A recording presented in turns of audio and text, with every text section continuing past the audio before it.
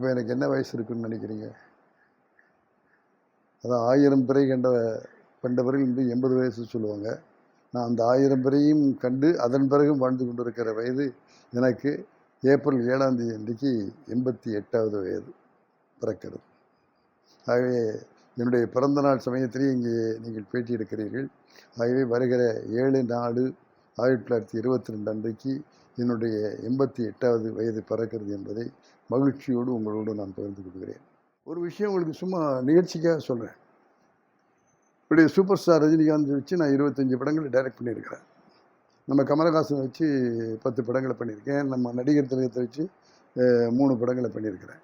இந்த ரஜினி சாரை வச்சு படம் பண்ணிகிட்டு இருக்கும்போது ஒரு நாள் திடீர்னு வந்து, சார் நம்ம 100வது படம் ராகவேந்திரா பண்ணுறோம், பாலச்சந்தர் ப்ரொடியூசர், நீங்கள் டைரக்ட் பண்ணுறீங்கன்னு சொன்னார்.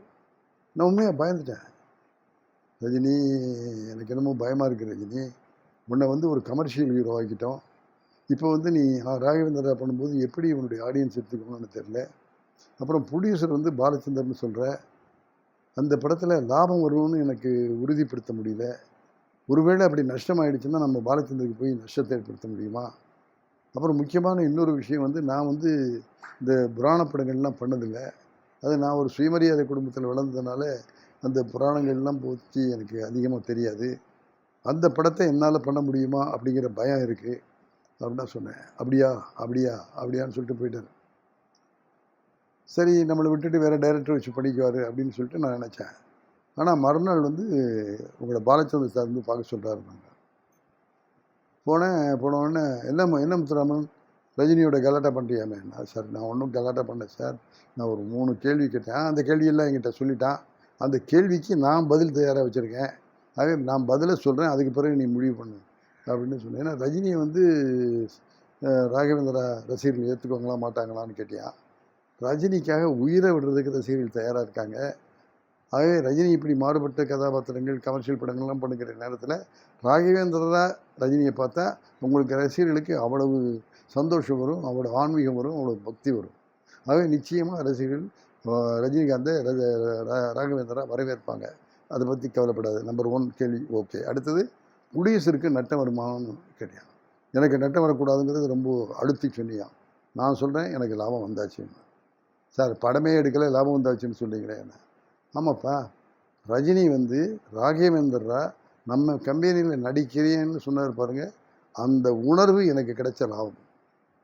நம்முடைய கம்பெனியில் ராகவேந்திரா படம் இருக்குது அப்படின்னு சொன்னால் அது எனக்கு பெருமை. அதுவும் ரஜினி நடித்து ராகவேந்திரா நம்ம கம்பெனியில் இருக்குதுன்னு சொன்னால் நான் செஞ்ச புண்ணியம்னு நான் நினைக்கிறேன். ஆகவே அது எனக்கு லாபம். ஆகவே பணத்தில் நஷ்டமாக லாபமாங்கிறது பார்க்காத.